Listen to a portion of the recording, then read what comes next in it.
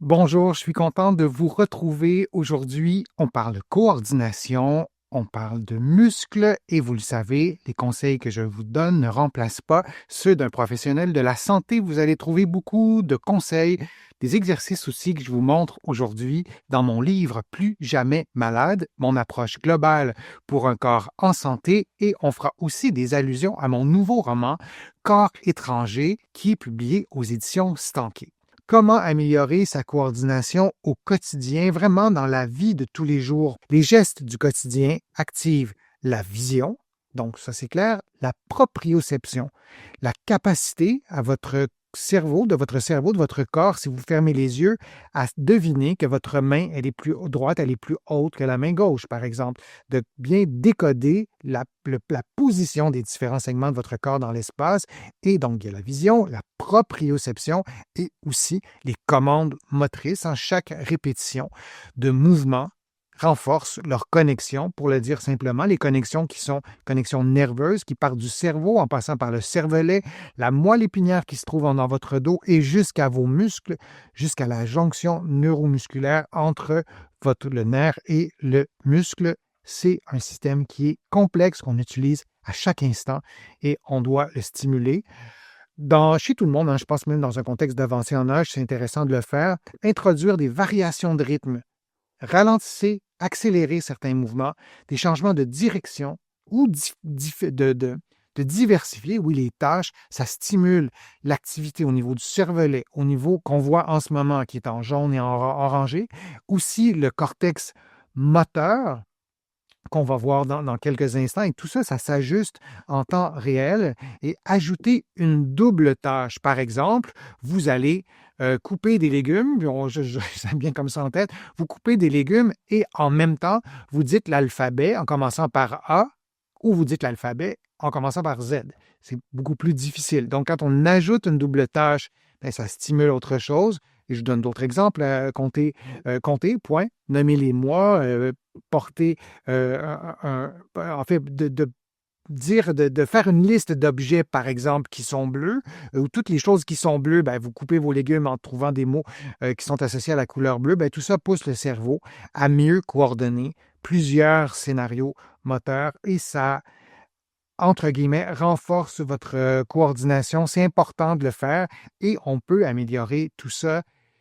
Vous avez pratiqué un sport dans votre vie, vous pratiquez encore plusieurs sports ou un spécifiquement.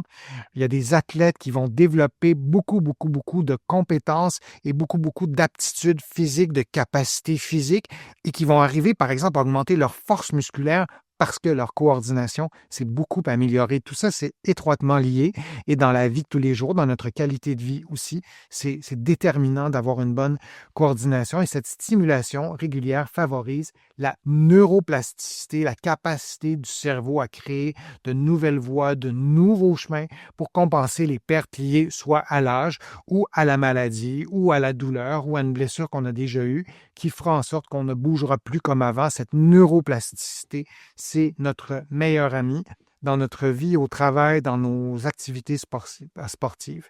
Qu'est-ce qu'on peut faire dans la vie de tous les jours? Parce que c'est ça la question, c'est au quotidien, c'est pas des exercices, c'est vraiment au quotidien. Qu'est-ce qu'on peut faire?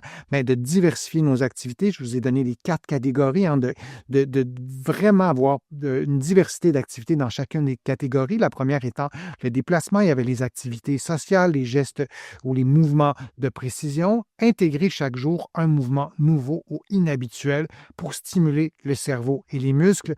Parfois, sur des tâches plus difficiles, je vous montre quand on mélange 2 paquets de cartes comme ça.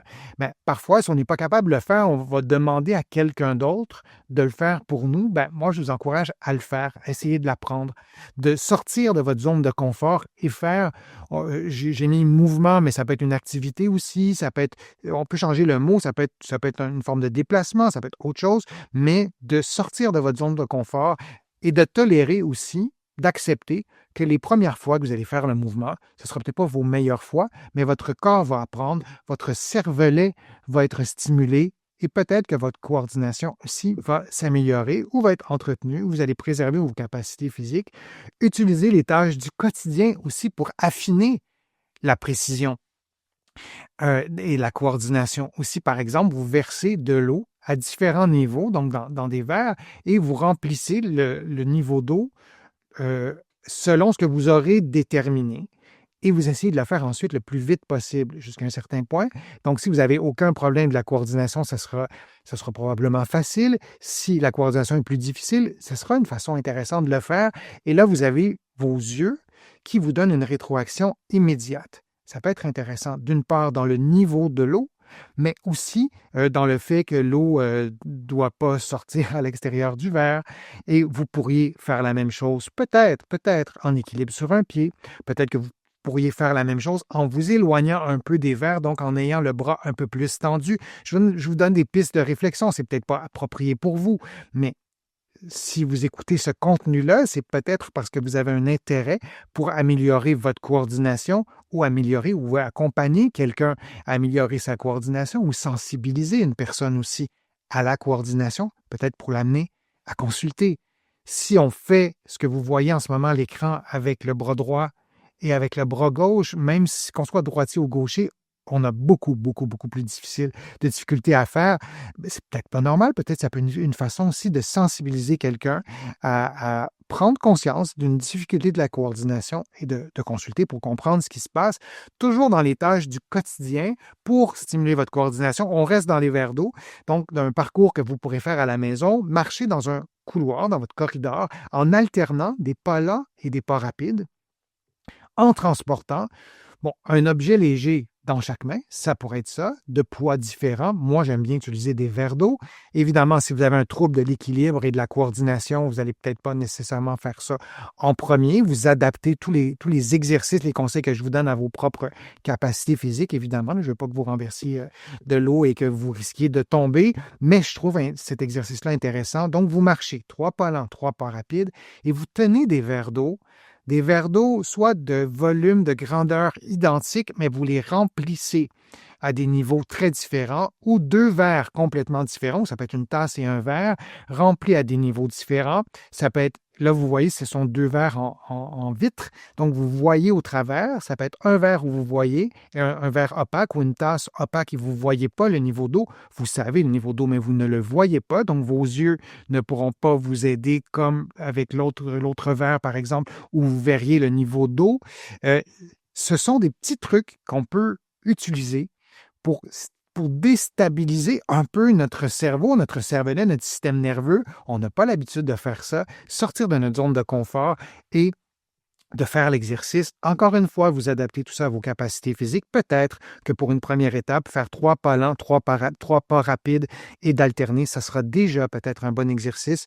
C'est à vous de juger tout ça. Vous pourriez ajouter des virages, vous pourriez ajouter un arrêt, vous pourriez faire l'exercice dehors, mais tout ça près d'un appui, chaussures fermées, si votre équilibre est plus précaire. À l'inverse, si vous avez un très bon équilibre, c'est peut-être mieux de le faire pieds nus et peut-être que ça stimulera aussi un peu plus les réactions d'équilibre au niveau du pied. Je me répète, mais vous devez vraiment adapter et peut-être adopter aussi ce que je vous montre à vos capacités physiques. Je vous remercie d'avoir été présent. Je vous remercie de vos questions. C'est toujours un immense plaisir de vous présenter mes contenus. Vous allez trouver beaucoup d'informations aussi sur mon site web, le www.denisfortier.ca. Vous pouvez vous abonner gratuitement à l'infolettre aussi. Il y a l'infolettre hebdomadaire, il y a des infolettres aussi thématiques. Vous allez trouver beaucoup d'informations dans mes livres, notamment mon livre Plus jamais malade, mon approche globale pour un corps en santé. J'ai écrit d'autres livres en plus que de mon roman Corps étranger, des livres sur les douleurs au dos, sur le vieillissement, sur la marche. Je vous invite à aller consulter et ça me fait toujours plaisir de lire vos commentaires de lecture, vos questions aussi et j'essaie de répondre à un maximum de questions sur ma chaîne ici dans les commentaires et parfois en direct lors de mes vidéos. Donc merci beaucoup, merci pour vos contributions aussi, vous le savez, sans elles, je ne pourrais pas continuer à vous offrir autant de nouveaux contenus. Je suis Denis Fortier, je vous dis à une prochaine fois, à une prochaine vidéo, à bientôt.